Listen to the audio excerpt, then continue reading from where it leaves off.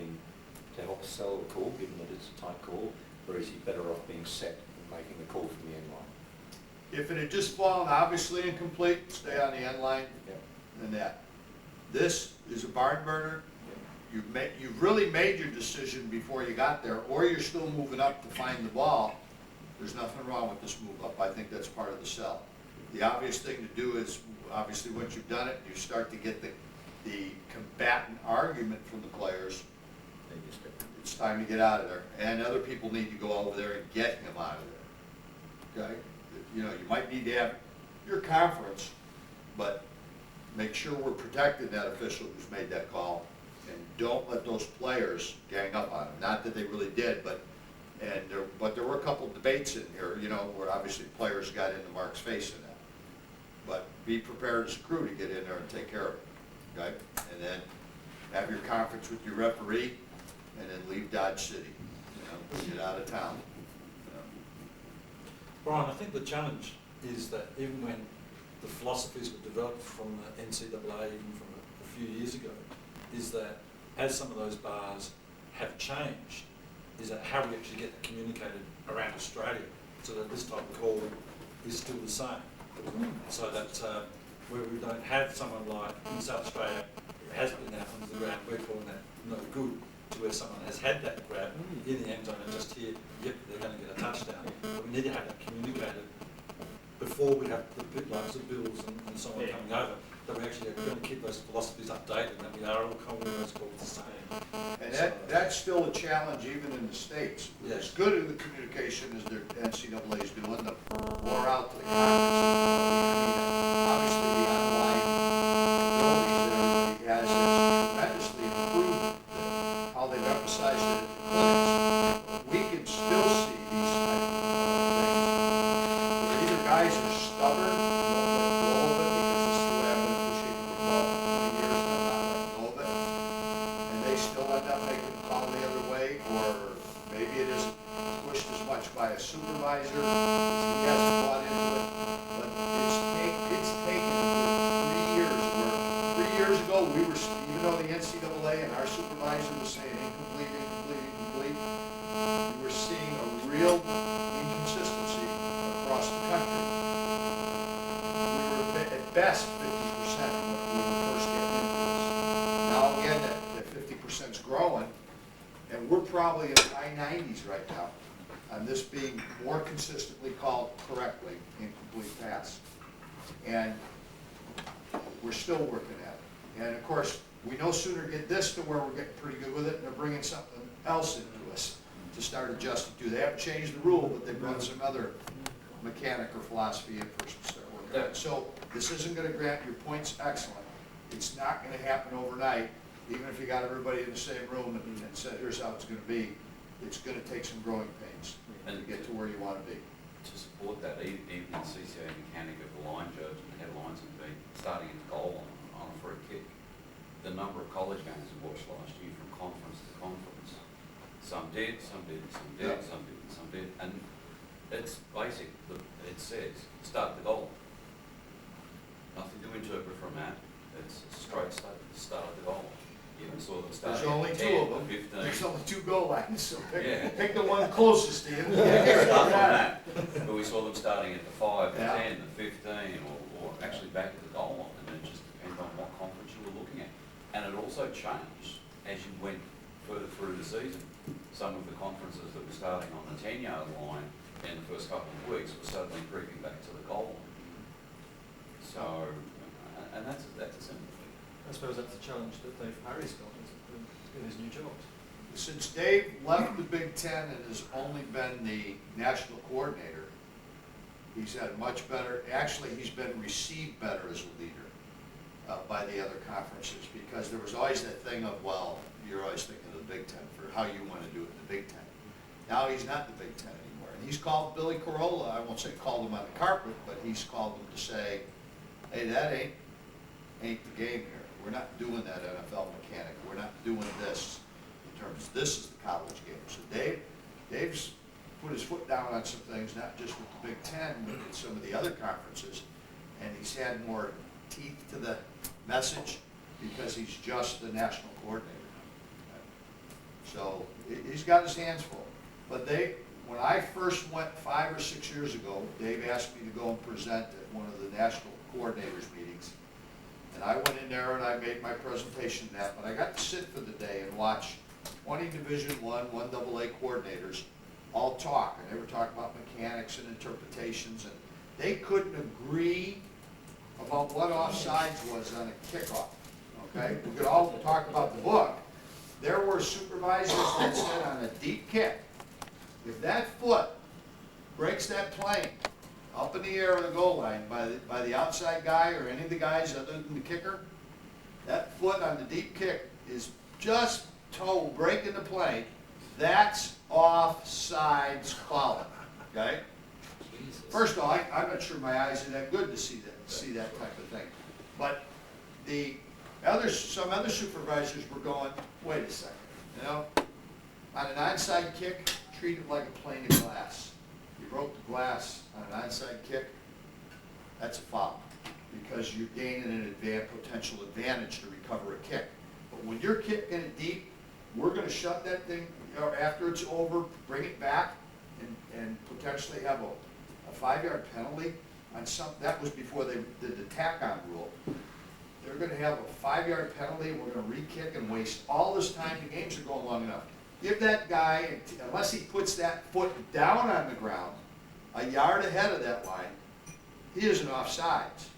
And predominantly, they were calling offsides against number 72, 65, who he wasn't going to get down there to make the tackle anyway. You know, it'd been maybe a little different mindset if that was 10 or 24, who's a world-class sprinter, but not number 65. He ain't going anywhere. You know, him being offsides by a toe or a foot or an ankle, and we're stopping the game for that technical call. So there was this they couldn't decide what offsides was 5, 6 years ago. They argued about everything. They couldn't come to consensus on anything. I was at the meeting last year. It's amazing how much better they're communicating, getting on the same page and doing things. Where did we lose here? Somebody kicked the power? Probably Yeah, some they wiggle don't and know. I. So their whole thing is so much better than it's ever been. So I give Dave and some of the other supervisors credit that they're letting go of the egos, just like we have to do on the field. They're much better dialogue at things. It's not an easy process. It's not an easy process. So again, all right, nice job, gentlemen. We got, let's see, this is the, yeah, that's just it with the clip right there to the out. You can watch the arm too, the right arm as he comes over. You can't convince me that he's got very good balls out to the left between them right now. Yeah, he's lost it. In max resolution, it only gets easier to see. Pardon? In max resolution, it only gets easier Yeah. to see. So, you know, and these are just some of the stills on it. You know, there's the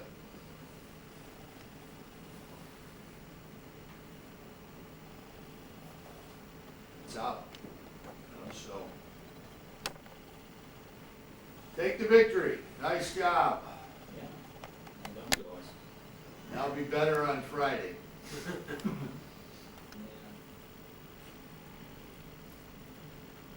That's your job. Be better tomorrow. If you've reached your peak, then you're heading downhill.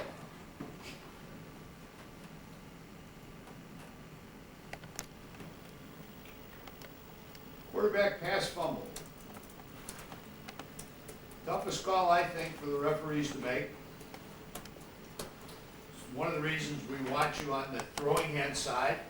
It's one of the reasons that we want you wide. It's one of the reasons we want you deep. We want you as that quarterback steps back.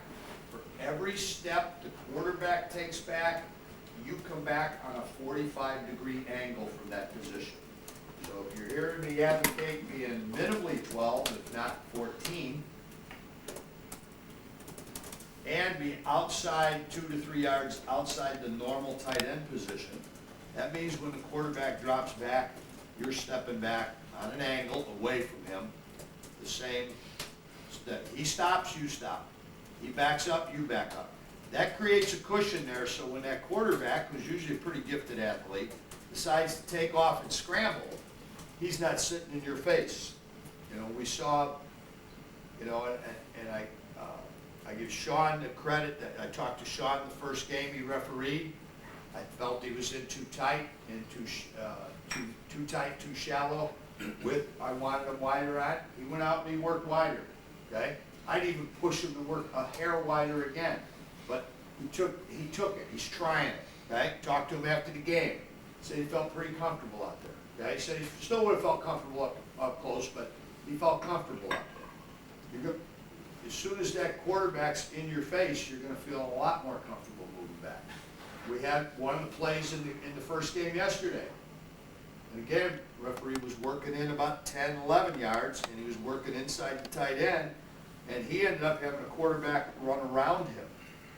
If he was taking a step back, step back, step back for every step the quarterback takes, he'll never have to have him pirouette and go around you. So it's a thing, number one, about your safety, and number two, it's a better coverage. Okay? We want it to be safe for you, but we also want you to be able to see better.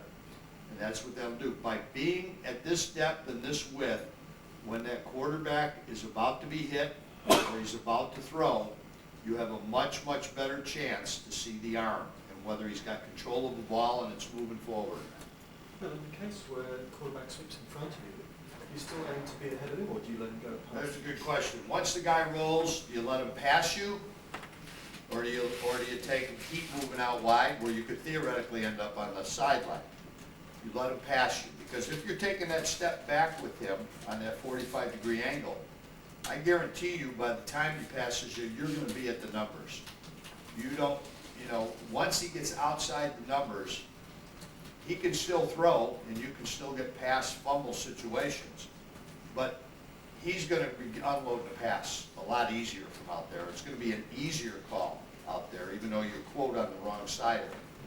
And if it comes up and it threatens right to the wing official, he's got to recognize it, and he can then take the quarterback arm forward or fumble. But you let him pass. Don't try and beat him to the sideline. Don't become a second line judge or a second headline.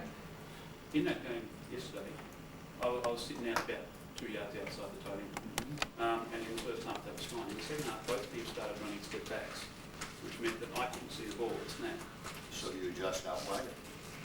Yeah. So you do, because you're responsible for seeing the snap. Yeah. So, Well, I adjusted in, Yeah. but you did recommend it. yeah. And depending if you're really a wide working referee, you might come in a step more to see the snap, Yeah. which is okay. You're still out plenty wide. If you're just barely working wide, then if you can't see the snap, take a step wider all the time. If you're already out wide, you got the luxury to go either way. If you're just barely into that 2 to 3 yard range, I'd always go wider to see it. Bill, we had one from very early on in the season, I think it was Southwest Conference. This referee's got it nailed. He was always on the right spot when the scramble was away from him. Then we got a wide shot, and it actually showed that at the snap, he took 2 steps towards the center of the field. Yeah. And he got burned because the quarterback scrambled straight in. So for the first half of the game, we're sitting there thinking, wow, excellent coverage. And then when we saw with his burnt play, we saw why he was getting excellent coverage on the sweep away.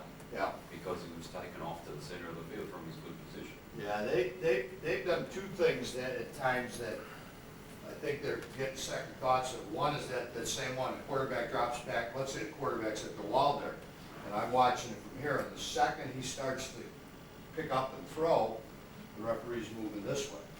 Okay, moving almost to try and not get right behind him, but move in towards him. Then, when they kind of quit getting away from that, and I talked to Steve Shaw, who to me is their premier, if not one of the premier referees in the country. If that quarterback's at the clock, instead of being back here, the second they see him in that throwing mode, they go straight up and look straight across at it. Well, if that quarterback pulls the ball down, he's right in your face. know? But it's the greatest place, the best place in the world to see arm forward or not, because you're right on the, you know, it'd be like the quarterback were back there and he stepped up to here, and I'm looking right dead bang across from him. It's the best place to see that lefty if I'm here, did the arm go forward or not. However, okay, I haven't had a dickens of a look at any tackles on any blocking prior to it, because when you're here, your head's on a swivel, okay? So, and if he pulls the ball down, you know, he's in my lap. So they're still working a little bit. Rogers has got his hands full in the regard that, along with conferences, Southeast Conference doesn't want to let go of some of the mechanics, even though the supervisor tells them to. And Rogers' such a low-key, easygoing guy, you know, I can't really say it, but my guess is he hasn't kicked him in the butt hard enough yet, you know. But they were the ones with their head linesmen and line judges that those two officials worked like tight ends, you know. They'd be right in there pinching in inside the numbers. And all of a sudden the ball would get kicked to the outside, and you saw these guys either pivot and turn at the numbers and officiate the plays that went around them, okay? Which, think about the danger you'd be in, you know? We actually. Or they turned around and ran to the sidelines and they weren't officiating anything, you know? We actually had one of those, we've got one of those sequences on a kickoff, where the line judge actually came in to the numbers on a reverse. No. And he just turned tail and went to the sideline. And so the comment on the DVD that went out to our guys was, don't ever do this. Yeah. Green is beautiful, stay on the sideline. Why, you know, it can be a long look sometimes. You can always adjust a little bit, but it's a lot harder to come out once they come at you, because it's like you went that way because you bid on something. And then you didn't see really what they were setting up. You didn't read, you know, the potential for it. And then all of a sudden, here's this guy coming at you, and you're going, oh my, you know. Been there, done it, you know. But that's a conference that has worked so tight and so close for years. They're just struggling to let go of it and get back, get off the field. Less guys from the SEC have made it to the NFL. And it's probably not because they're not qualified to call a game. They just they don't want to spend that much time breaking them of bad habits. So, and more guys, we have our share of guys that go from the Big Ten. We've been successful as the other major conferences have. But the conference that sends more officials to the NFL than any conference in the country is Conference USA. Gerald Austin has just done a remarkable job with mechanics, philosophies, and other things. And Ron Baines from the NFL office, who I know personally, was Ron Ferrera's assistant, said, we don't have to spend, you know, we invest and spend training into those guys, but they come better prepared to work an NFL game. And they were good college officials too. It wasn't like they were shortchanging the college game. But we have to invest a lot less into a Conference USA official. And here's a conference that minor TV, not major teams, they only get minor bowls. Yet they're sending more people to the NFL than, if you want to go to the NFL, hook up with Conference USA, because there's your best, if you're playing the percentages, there's your best chance to do it, you know. You know, we get a guy a year in the Big Ten, probably going. But they get 2 guys. They just had 3 hired out of Conference USA to the NFL in this past hire. 3. You know, they only hired 5. 3 of them came from one conference. So there's a message there, you know.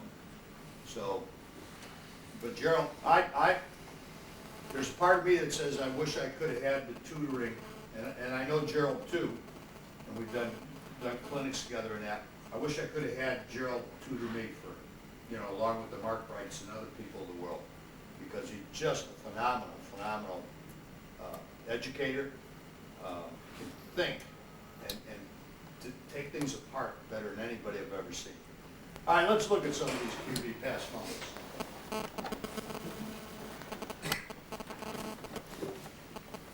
I think it's the hardest call in the world. We're talking about who owns the football. Who owns the football when this play is done? Does Team A still have it because it's an incomplete pass? Or does Does Team B recover it? Because they're the ones, Team B is in a much better position for recovery on these. The offensive line is blocking forward, they don't even know the quarterback's lost the ball. And Team B's generally moving, this one goes up forward, but Team B generally is right there on top of it. So you're talking about who owns the football at the end of the play. This is an extremely, I put the toughest one in the world on here first. Does this quarterback, this is Clausen from Notre Dame, does he have control of this ball in his hand when his arm moves forward, or is it already off his hand and he's pushed it forward? If he's pushed it forward, it's a fumble, because he's lost it already. And we wouldn't call it an illegal bat, because he's just into a throwing motion. He thinks he might still have it. So he hasn't done anything intentionally illegal. But is he got it, or has it come off of his hand from the hit?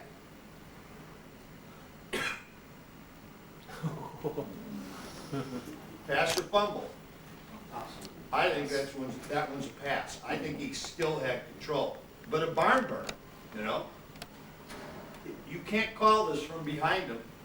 You've got to be on the throwing hand side. You've got to see the hand in the ball. You can't be looking at a hole or a potential hole. You've got to be on this quarterback here. You got a 50-50 chance otherwise. I'd rather see it and hope I got skill to call it, not luck to call it, okay? As we watch these other ones, then we'll come back to this one and see it again. Any movement of the arm forward. Again, did he have control of that ball when he got hit from the blind side, or did the hit knock it forward and out of bounds? That referee says the arm was going forward with control. Toughest call. He still got it. You know, that's a fumble. Pass. Tries to get it back. Pass. Pass. Yeah. At this moment, he looks like he's trying to get that ball back. I mean, He probably did, you know, if he had it over, he wouldn't have, but that arm is moving forward. Yeah, okay. Is there an accepted call with this? Like if the arm's going forward and the pass and the ball's going forward? Remember now in your game, once you blow it dead, it's dead. There ain't no, whoops, let's give it to the defense. But I would still tell you, if it's that tight, the arm's moving forward, it's an incomplete pass. Because you're giving the ball to Team B otherwise. Now here's the other thing that's incredibly important mechanically. Who gets to call this incomplete pass? The umpire, the line judge, or the referee? The referee only. So what does the umpire and the line judge, or if it went to the other side of the field, the head linesman have to recognize about a play like this? Look at your referee before you blow a whistle. Because if he's putting a beanbag on the ground, and he says this ball was out of his hand while he was still up here, he hadn't started forward, and you come in going, hey, that went about 6 yards forward, incomplete, you know, and he's got a bag down, you know, we got a problem. So this call belongs to the referee. He's got to finish his quarterback, and then he's got to take a peek. Otherwise, remember that play I talked to you about in the arena game? You know, where the guys thought it was a fumble, you know, the referee had it as a pass, you know. The referee didn't clear off to see and check to see what happened with the play. You got to check off. And you can ask the question, you can always change a fumble.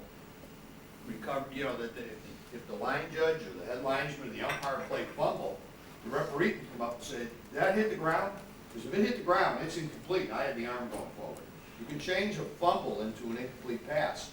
But you don't have the ability to change an incomplete pass into a fumble because the whistle blew, okay? So leave that call to the referee. He's the one that has to determine it. As a head linesman, line judge, umpire, when you see the wobbler come out, that's the clue. The wobbler is saying he got hit. Now, I don't know if it's a fumble, because that ball can go 6, 7 yards forward sometimes and still be a pass. It could be a fumble being hit from behind. That's why you have to recognize the trajectory of the ball as it's coming out so that you can be patient. All it requires is 1 second more to look at. This one's not gonna be a hard call. You could see the arm going forward. Look at the umpire. What did he just do? Look at the referee. He looked back.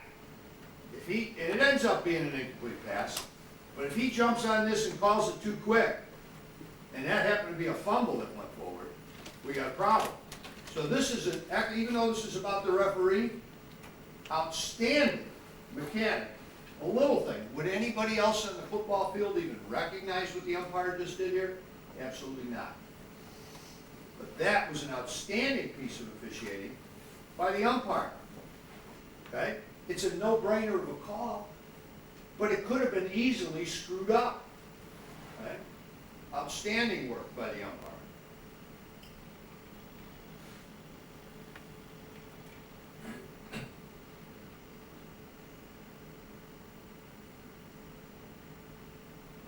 Hitting the throwing motion, he's not responsible for the ball goes. We don't even care if there's a receiver there.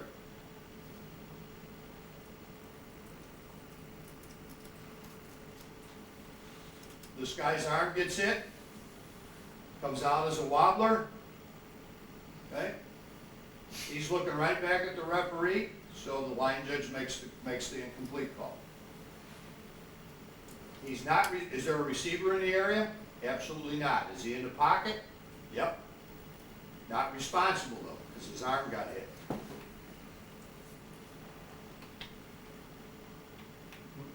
All right, make the call. Fumble or forward pass. Fumble, the arm went forward, the ball wasn't in.